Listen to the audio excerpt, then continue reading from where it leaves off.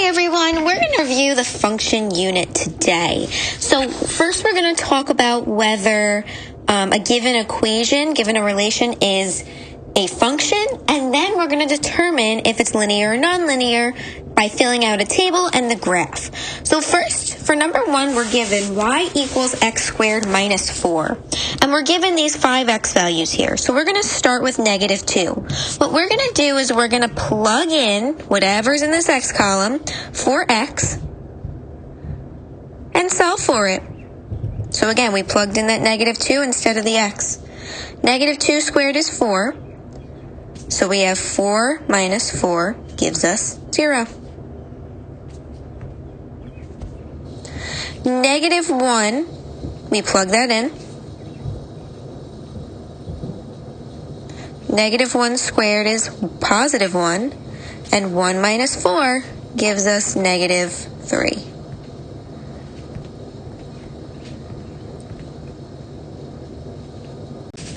Now we're going to plug in 0. So we have 0 squared minus 4. 0 squared is 0. Minus 4 gives us negative 4.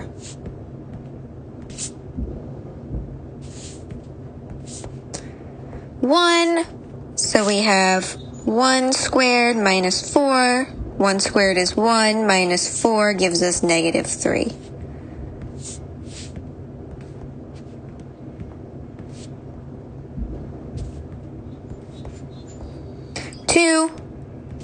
We plug in 2. 2 squared minus 4. 2 squared is 4. Minus 4 gives us 0. So these are our values on the table. What we're going to do now is graph them. So we have negative 2, negative 2, 0. So we go negative 2 over, 0 up. Negative 1, negative 3. 0, negative 4. 1, negative 3, and 2, 0. And this is what our graph looks like. You can write the equation on it if you'd like.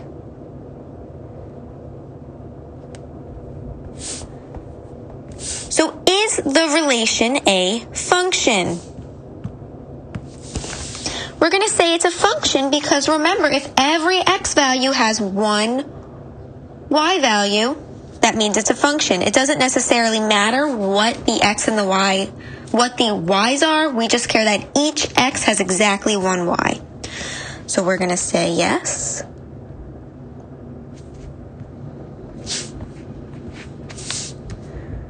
Because B/C, each input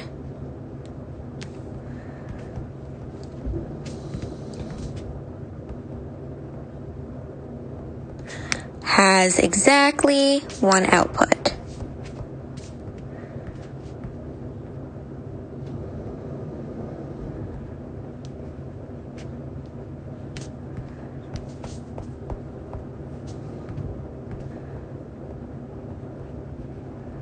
Is the function linear? So there's 3 ways we could tell if the function is linear. If you look at the graph, it has to be a straight line. So by looking at the graph, it's not a straight line, so no, it's nonlinear. So that's going to be one of our reasons.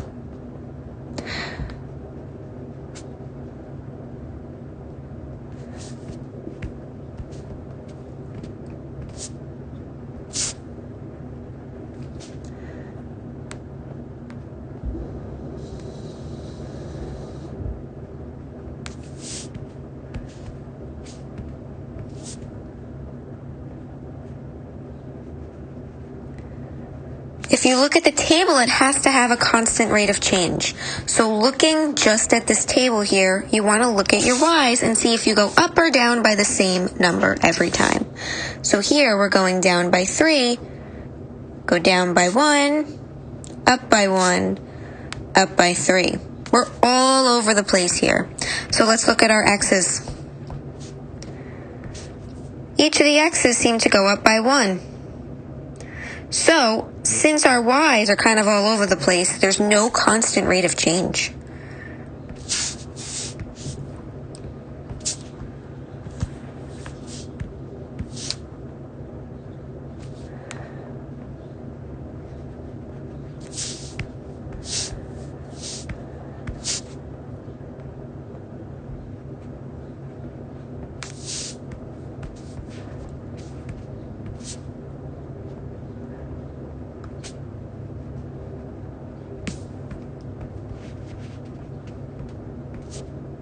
and I'm going to use ROC for rate of change. And last but not least, you can look at your equation. Our equation has an exponent on the variable, so that means that it is not in y equals mx plus b form. So we say 3, equation is not in y equals mx plus b form.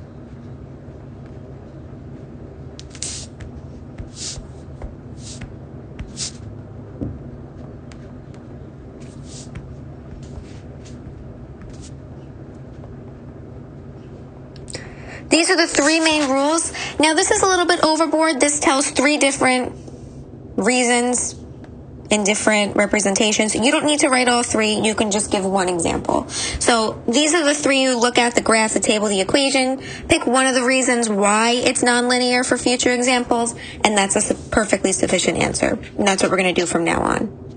All right, so second equation, we have to graph y equals negative 2x plus 3 and see if the relation is a function, and then determine if it's a linear or nonlinear. So again, we're going to start plugging in. We're going to plug in these x values for the x's in the equation. So we have negative 2 times negative 2 plus 3. Negative 2 times negative 2 is 4 plus 3 is 7. So the y value there is 7.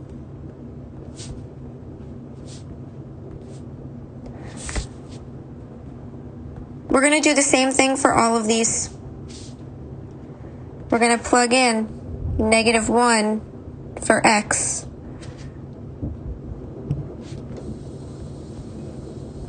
Two plus 3 is 5. Plug in 0 for x.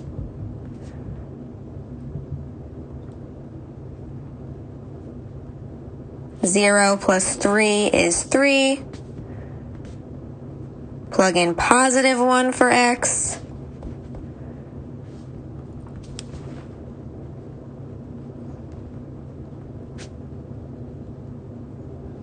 Negative 2 plus 3 is positive 1.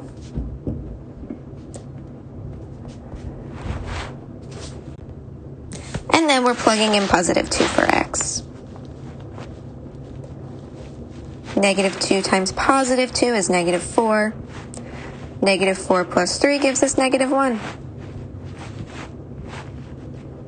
So now we're going to graph.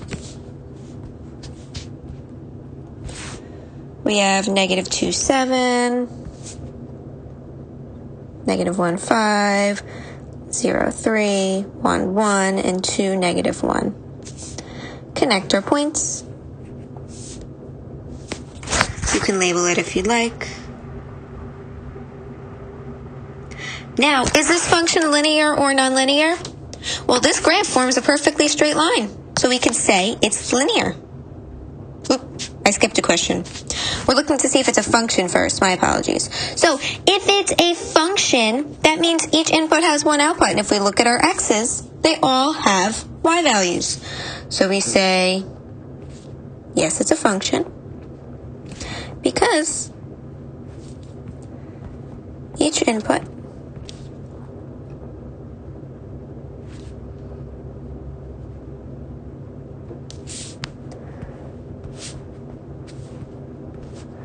has exactly one output.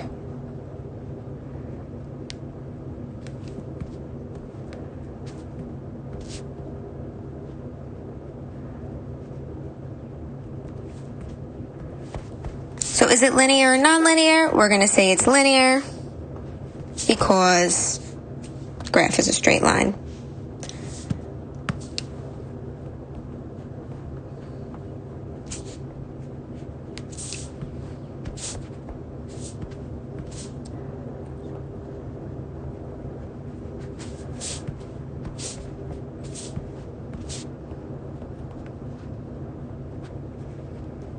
Awesome.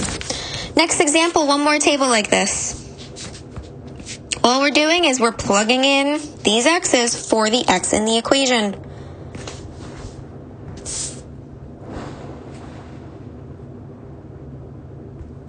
So 1/2 of 0 is 0.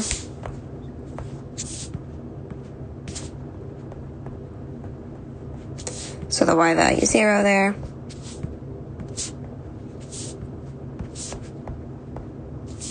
One half of 2. That's 1.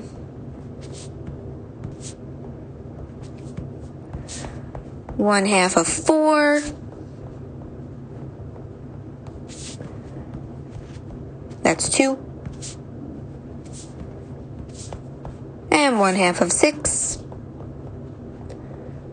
That's 3.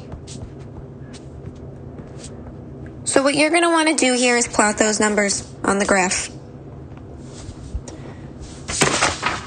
So we have 0, 0, 2, 1, 4, 2, and 6, 3. Connect your points, put arrows on both ends, and label it.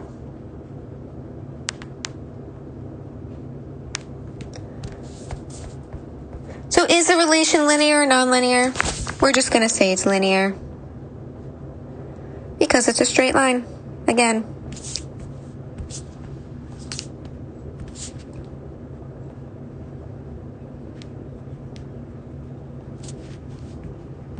The graph is a straight line.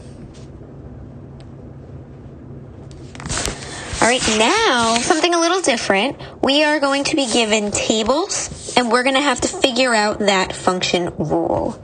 So let's start off with this table on the left, part A. To figure out that function rule, all of our equations are written in y equals mx plus b form.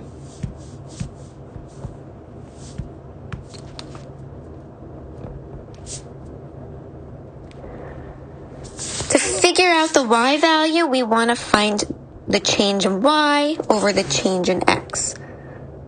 So the m is change in y over change in x. So we look for the change in y in the table, meaning what does the y values go up by?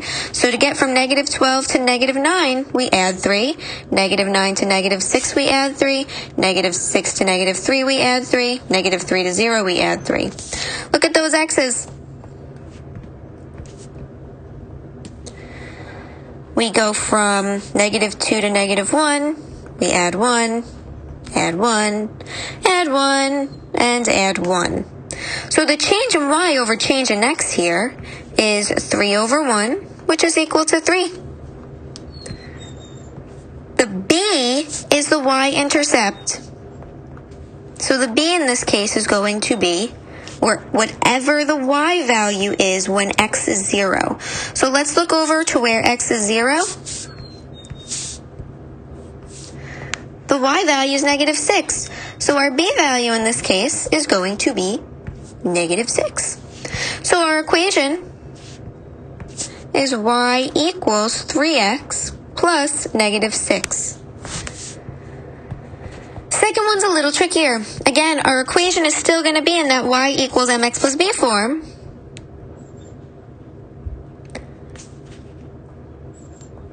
But we'll see why it's trickier. Let's find the m first, again, which is our change in y over change in x. So the y's are going down by 8 every time. But the x's are going up by 4 every time. And that works for every single time. So our change in y over change in x is negative 8 over 4. And negative 8 divided by 4 is negative 2. So our m is negative 2. The b value is what we look for, is when we look for the x value to be 0. Whatever that y is our b, or our y-intercept. So, since there's no 0 in the graph, we have to work backwards. We're adding 4 to the x's, so to get back to 0 on the x's, we want to subtract 4. And 4 minus 4 is 0. We're going to do the same thing on the y side. The opposite of subtracting 8 every time is adding 8. So negative 8 plus 8 is 0. So that means our b value here is 0. So our equation is y equals negative 2x plus 0. All right, last but not least, our favorite word problems. The cost to wash your car is $1.50 per hour. H, we label it, plus a $3 initial fee. So we have to write a function rule to describe this. So our equations are typically in y equals mx plus b form. M represents our rate or our slope. B represents the y-intercept, the start, or the initial cost. So in this case, we see the initial cost, the initial fee is $3. So that's automatically going to be our y-intercept. All we're doing is we're plugging in for m and b here. So we know we have y equals something, x plus that initial fee of 3. The word per tells us we have some sort of rate. So the 150 is going to be that slope. Now the catch here is they tell us C and H instead of X and Y. So we have to determine whether H is X or whether H is C. So the word per gives it away a little bit. If it says 150 per hour, that means the 150 and the X are next to each other. 150 and the hour are next to each other. So we're going to replace that X with an H, which means that the Y is going to be our C value. And that's our equation. Let's move on to part 2, or part B. Determine the cost of a 4-hour car wash. So what we're doing here is we're using this equation, but we're going to replace H, the number of hours, with how many hours we're given, which is 4.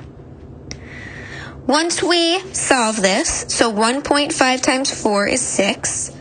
So 6 plus 3, the cost is $9. Now we're going to be given the cost, and we have to work backwards. So what we are going to do is we're going to use that equation, but this time we're going to plug in 6 for C. So we have 6 equals 1.50 H, oh, I forgot the 0 up here, plus 3. We're solving for H, so we're going to treat this like a regular two-step equation. We're going to subtract 3 from both sides. Now we're going to divide both sides by 150. So, H